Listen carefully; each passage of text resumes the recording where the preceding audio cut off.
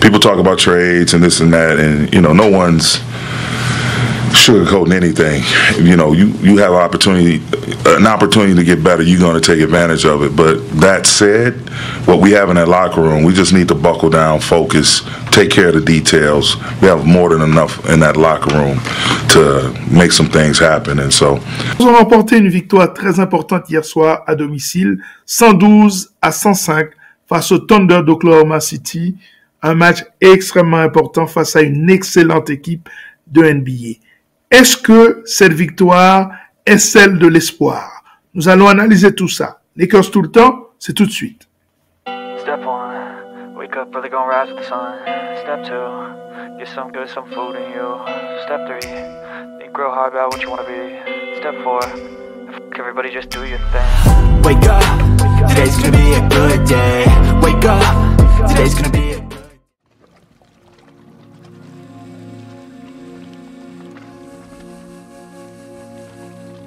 Les Lakers ont enregistré une excellente victoire hier soir face au Thunder d'Oklahoma City, une équipe qui joue le haut de tableau, qui était en lutte justement hier pour prendre la tête de la conférence Ouest devant les Wolves de Minnesota.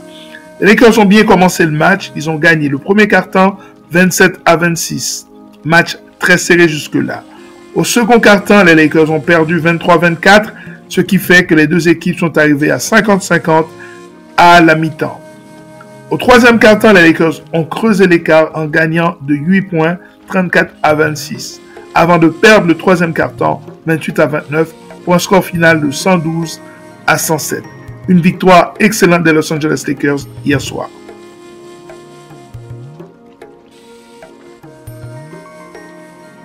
Alors, cette victoire est-elle celle de l'espoir pour les Lakers? J'ai tendance à penser que c'est le cas. Pourquoi? Parce que les Lakers sont 10e actuellement avec 20 victoires et 21 défaites, soit un tout petit peu en dessous des 50% de victoires cette saison. Et juste derrière eux, il y a les Rockets de Houston avec 19 victoires et 20 défaites. Donc en gagnant ce match, les Lakers ont pris un tout petit peu d'avance sur les Rockets et se rapprochent un tout petit peu aussi des Jazz de Utah qui sont à la 9e place. J'ai tendance à penser que les Suns à la 8e place ne descendront pas plus que ça. Et les Pelicans non plus à la 7e place avec 24 victoires et 17 défaites à égalité avec les Mavs qui sont 6e avec 24 victoires et 17 défaites. Je crois que les Lakers ne pourront pas arriver à la 5e place où se trouvent les Kings avec 23 victoires et 16 défaites. Ça peut se jouer peut-être pour la 6e, la 7e ou la 8e place. Et en tout état de cause, ça va être très compliqué puisque ces équipes-là jouent très bien au basket.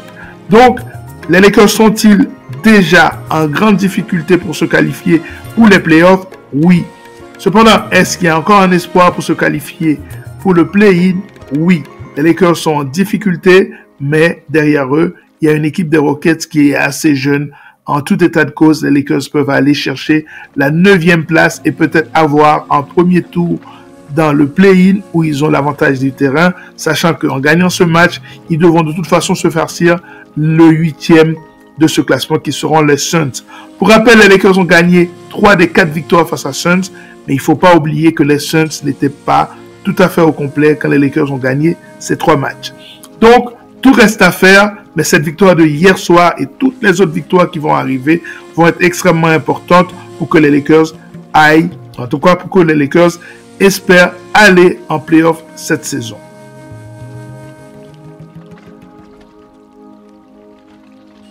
Les Lakers doivent cette victoire à un excellent pourcentage de réussite au tir, 52% de réussite hier soir, 44 sur 84, c'est excellent. À 3 points, 8 sur 24, c'était pas terrible, mais c'était quand même meilleur que Oklahoma. 88,9% au lancer franc, ça aussi, c'est pas mal. 44 rebonds, les Lakers ont gagné la bataille du rebond de 4 unités, même s'ils ont perdu celle du rebond offensif, 8-13. 30 passes décisives, c'est excellent quand les Lakers font circuler la balle de cette manière-là. En général, c'est une manière de gagner, c'est une formule pour gagner les rencontres.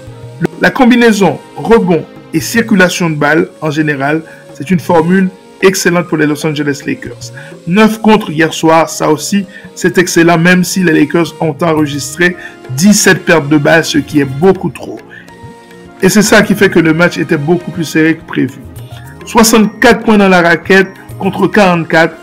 Ça, c'est la force des Lakers qui continuent à gagner les matchs à l'intérieur. La balle pour Eddie à l'intérieur. La balle pour Christian Wood qui a fait un excellent match à l'intérieur. Rui Hachimura qui a apporté sa contribution. Et au niveau des stats individuelles, je vous rappelle que LeBron, c'est 25 points, 7 rebonds, 6 passes décisives. Avec un apport assez intéressant de D'Angelo Russell qui a enregistré 14 points. Et Reeves, 15 points. Rui Hachimura est revenu dans cette équipe des Lakers et a inscrit 12 points. Il apporte beaucoup plus de versatilité à cette équipe des Lakers. Et Christian Wood qui a enregistré 11 points. Anthony Davis, on en parle tout de suite.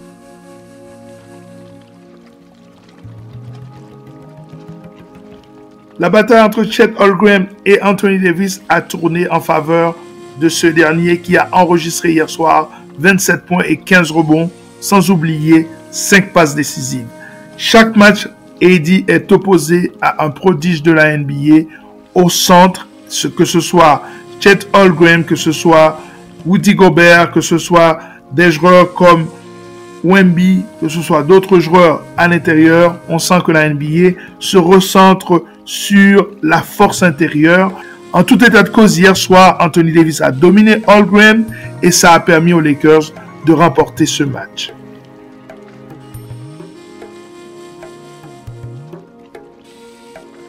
Alors, les jours qui viennent vont être déterminants pour les Lakers. D'abord, il y a l'enjeu des trades qui vont commencer très bientôt. À partir de hier, les Lakers peuvent trader tous les joueurs qu'ils ont dans l'équipe.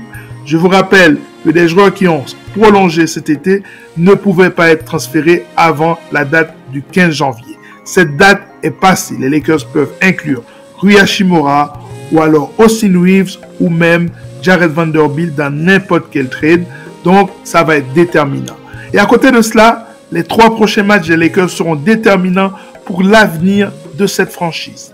Je vous rappelle que cette saison, si les Lakers ne gagnent pas assez pour aller en playoff, ils vont perdre leur pic de l'équipe de la Nouvelle-Orléans dans le trade qui a concerné Anthony Davis. Donc, si les Lakers gagnent assez pour aller en playoff, la valeur de ce pic va être moindre. S'ils ratent les playoffs, l'équipe de la Nouvelle-Orléans pourrait avoir un lottery pick au détriment des Los Angeles Lakers. Autrement dit, les 3 prochains matchs des Lakers, c'est-à-dire mercredi 17 face aux Mavs, le vendredi 19 face aux Nets et le dimanche 21 face aux Trail Blazers de Portland, ces 3 matchs seront fondamentaux. Le prochain match est le plus compliqué.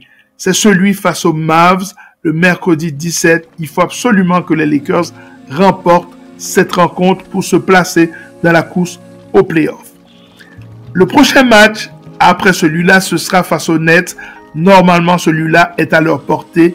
Ils sont en mesure de l'emporter. Et le dernier, c'est face aux Trail Blazers de Portland, qui sera le dimanche 21 janvier. Là encore, pas faire de faux pas. Ils ont la possibilité de partir sur un run. Il faut absolument gagner ce match pivot face aux Mavs de Dallas.